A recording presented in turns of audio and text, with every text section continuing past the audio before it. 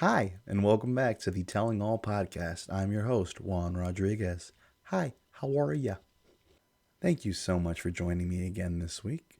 This week's episode will be titled Expression and Collaboration. And there are many lessons that can be learned when it comes to expression and collaborating. I thought I would dive right in this week. I'm wearing my rose colored glasses as a reminder of all the collaborations that I've been a part of just this past year or so now. And my very first pair of rose colored glasses I gave away to a very nice man by the name of Chris. Tall King. My very first pair of rose colored glasses that I picked up last year I gave away to someone by the name of Chris. He was this trainer or a speaker at a training that I partook in last year. And when I met him in person for the in-person part of the training, he was a surprisingly tall king. But I wanted to give him something that was symbolic. This is a man that didn't need anything from me for sure, and had everything he needed, from a wonderful team to a lovely family to the support of so many people like myself whose lives he's touched. And I thought that it would be wonderfully symbolic to give him a pair of rose-colored glasses because he helped me rediscover my pair in that short weekend. And I said something to the effect of, "This is La Vie en Rose, and thanks for helping me see love in everything once again." Because for so long, I had glasses that were dark and tinted, and I told myself that they might as well have been welder's goggles caked in crap, because that's all I could see in the world. Was just the negative in everything. And that's how I chose to interpret. So when you're wearing glasses as dark as these, it's kind of difficult to see the light in anything. And they're a visual cue, or at least they are these days, of when I'm staring into the abyss, so to speak. And Nietzsche might say something to the effect of, "Careful when you look into the abyss, for it may also look into you," or I'm paraphrasing terribly, but in the past, if you had asked me, have I looked into the abyss, I would say, yeah, of course I have. And I was so let down when it just stared back, because that's all it can do. Really, it can't hurt you. Not too often you get lost staring into it and trying to make sense of something. And I might look like Blinken from Men in Tights, or in my wildest dreams, maybe Daredevil from the Netflix show. But in any case, I prefer the rose-colored tint. La Vie en Rose, once again. Edith Piaf, that wonderful, beautiful, beautiful song.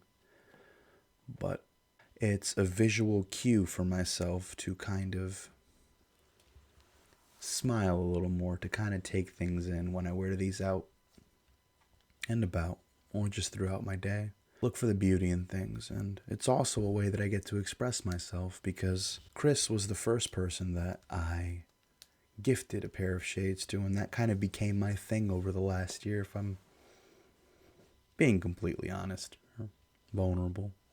You'd be surprised what you can get on the internet or a party store and things like that. And while Chris was the first person I gave the rose-colored glasses to, I gave out different colors to different people in my life over the last year. And it all comes down to expressing yourself. I mean, how many 32-year-old men do you know walking around with rose-colored glasses, or green or purple or red or what have you? Sunglasses for sure, but just novelty glasses, just because it's one of those days where you just want to have a little pizzazz, you know?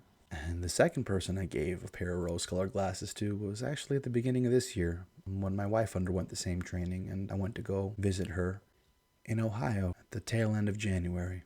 And one of her teammates by the name of Dean, wonderful, wonderful man, was telling the group about visual cues and how he needs some of those to kind of go about his day. And it was because of that conversation that I got my first wristwatch in quite some time. And I wear it facing the inside of my wrist, which is an affect I picked up from my grandmother and one of my aunts, but makes it pretty easy to just stare at your watch in passing without letting anyone know that you're being particular about time. For someone like me, where you're time blind because of ADHD, it helps to have either a watch on your hand or a watch on as many walls as possible so that you can always know what time it is at a glance. Kind of helps you not get lost in the sauce, which is what I've been told I do, especially when it comes to particularly riveting conversation. But when it comes to Dean, I took my glasses off because I was still wearing them at this point. I needed that visual cue. I was not in the best headspace, but giving them away and relinquishing them to him kind of helped me pass it on. And I hope that he still has those. I actually should ask, is what I should do, what I get to do. And it reminded me because that was actually my second to last pair from the pack of 20 or so that I had gotten this time last year. The last pair I had was an orange pair, and I gave those out actually when I returned from Ohio. Funny enough, it was at the airport. Someone commented on them, said orange was their favorite color, and I made a new friend. A new friend by the name of Ezekiel, who was my bartender while I had some Buffalo Wild Wings at the airport and a beer at 12 in the afternoon, which was kind of out there for me, but it was nice and it was a great conversation. So what did I do? I got myself another little 20 pack and started over.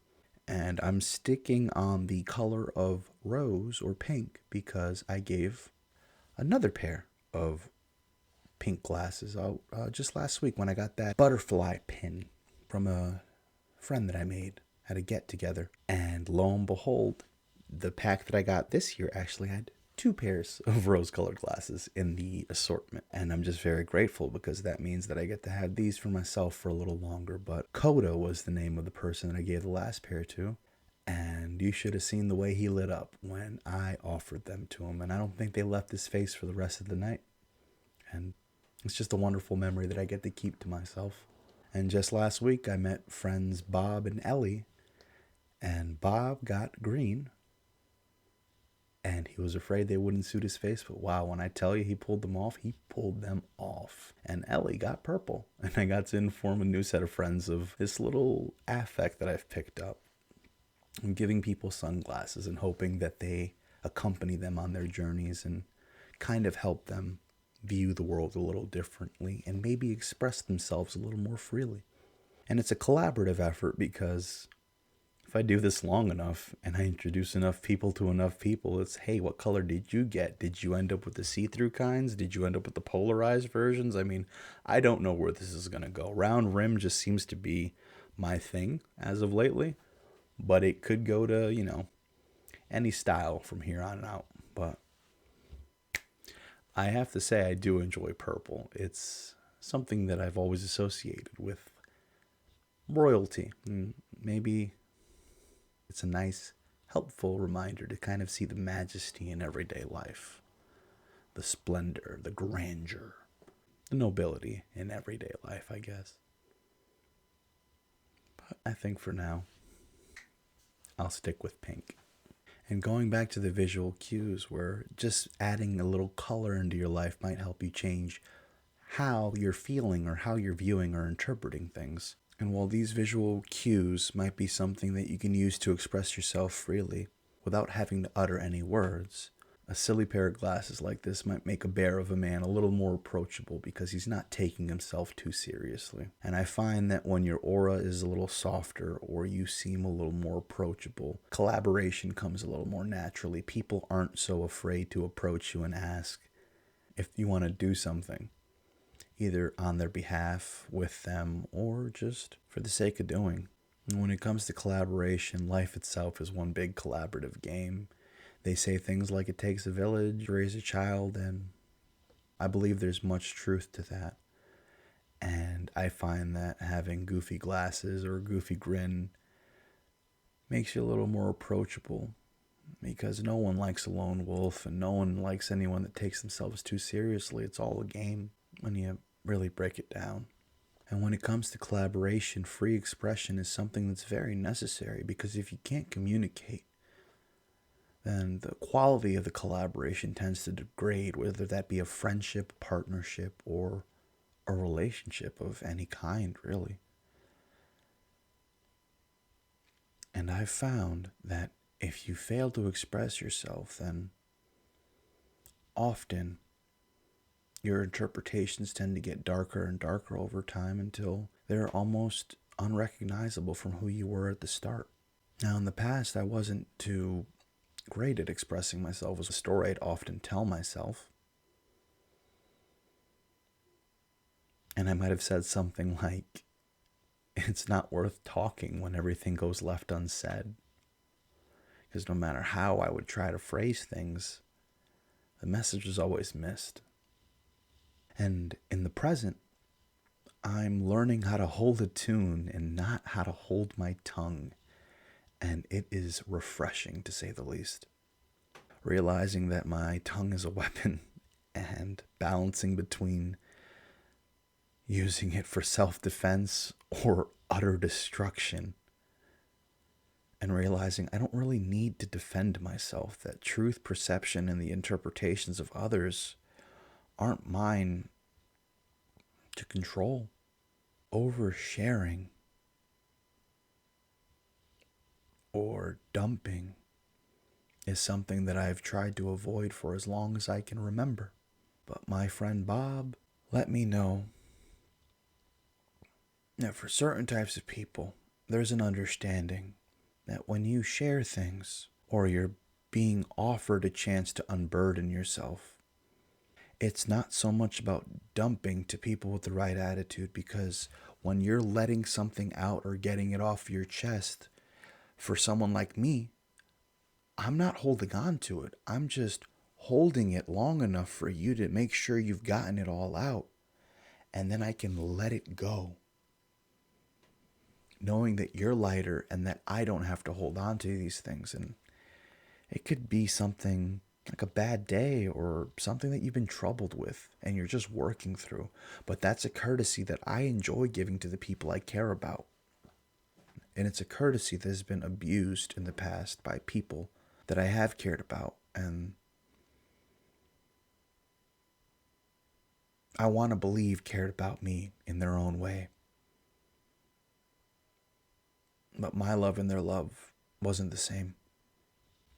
And I loved collaborating with them in many areas of life, you know, friends, family, acquaintances. And I loved it when they expressed themselves, but you can't collaborate with people that you disagree with on fundamental levels about certain things and still feel good about it, is my understanding. And when you can't express just how much you disagree with certain things or actions or behaviors in someone's life without being put on the defensive or shut down or shut out or given the cold shoulder, because there may or may not be some truth to what you're disagreeing with. Everyone's got their lines in the sand, you know? But it's a healthy expression of those boundaries or those lines that maintain good relationships. And I'm not perfect by any stretch of the imagination, but when you have an acquaintance or a friend or someone close to you doing something that you just don't agree with, whatever that might be, it could be something innocuous or something major like gambling or some sort of self-destructive behavior. And if you can't express your unwillingness to watch them self-destruct, then it starts to leak into you. Then that frustration kind of starts to reverberate on the inside, is my experience. And for me, I've had people express dislike of some of my bad habits, you know, like smoking or vaping, things like that. And try to collaborate with me on ways to help me free myself or get the ball rolling. And I always knew they meant well. I never took it any kind of way, but in my experience, I've had people with habits that I don't really feel are appropriate for this podcast. But I suppose I could summarize it as stepping outside the confines of their relationship and seeking comfort from professionals. And that's not something I've ever had to deal with, but my heart goes out to people who struggle with these things. And it's in trying to counsel people from things like that that I can comprehend, but I could never be complicit in.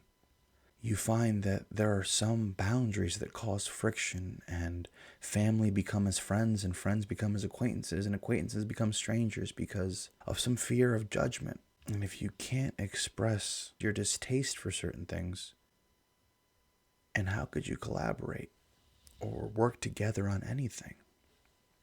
And it's in the present that I'm learning how to navigate these situations. And the lesson I've learned is simple. Express yourself. Express your boundaries. Seek to collaborate with as many people as I can, simply because I can, because there's so much to be learned. There's so much joy to be found. And in the future, I hope to have those around me trained, for lack of a better word, in asking and knowing the difference between what I think, what I feel, and how I interpret any given situation. Because it is an important distinction. Because in the moment, I might feel a certain way, or I might be looking outwardly as if I feel a different way. But that's not what I think about a given situation, and it's definitely not how I interpret it, because I've been trying to be more charitable with my interpretations in day-to-day life, because I don't want to give people the most negative possible interpretation of any given action or bad day. I want to believe that people just have a bad day. And expressing the simple fact that I'd like to be a romantic or an idealist and see the good in people, I've been able to articulate to those around me when I'm struggling with things like noise pollution or overwhelm, right? I might think I need a quick break or to escape from any stimuli when I'm feeling overwhelmed. Or I might feel like escaping or just plugging my ears and just humming to myself to disconnect. But I interpret these situations as me pushing beyond my limits, and while I might feel it's unbearable, I think that I've proven myself wrong every time because I have bared whatever it is. And all this comes from me not expressing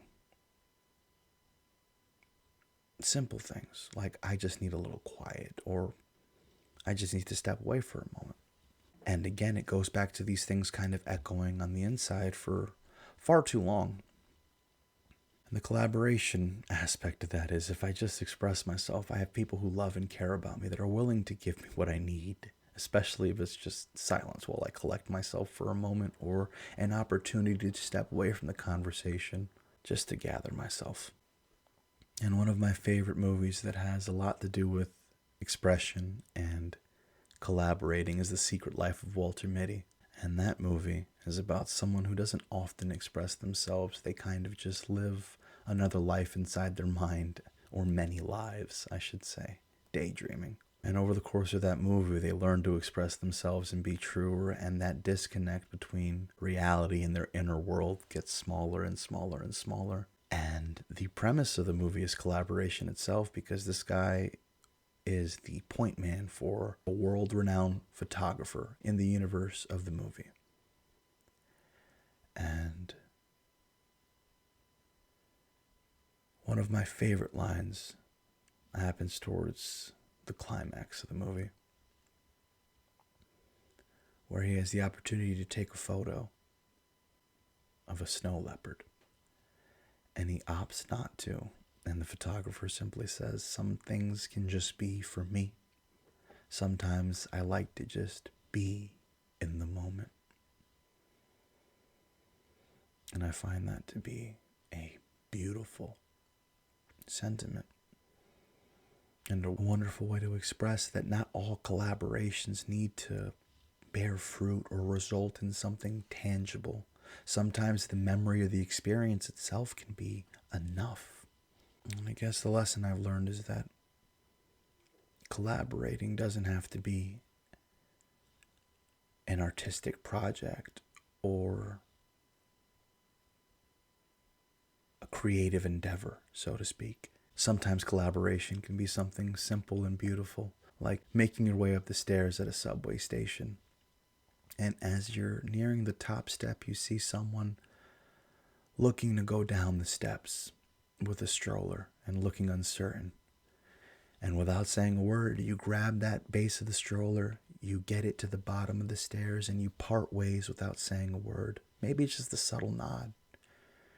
And you go back about your day as you climb those stairs and walk off into the busy city streets. No names exchanged, maybe a warm smile. But some things can just be for me. So I ask you, how has your journey with self-expression affected your life? Is it easier for you to speak your mind or say what's on your heart with a little age and grace behind you? Or has it been second nature as long as you can remember? And I try to avoid compound questions and fail. But what are some of your most memorable collaborations? I guess I can end with one story. I had a good friend in middle school who asked me to help bleach her hair, and it came out like a wonderful phoenix fire. And she had that style before the lead singer of Paramore did, and I had a part in that. But it's a beautiful memory now. But to round it out, what are some of your more memorable or less spoken of collaborations? And what is your journey with self-expression like today? Thanks for sticking around, and I will see you all next week. Bye-bye.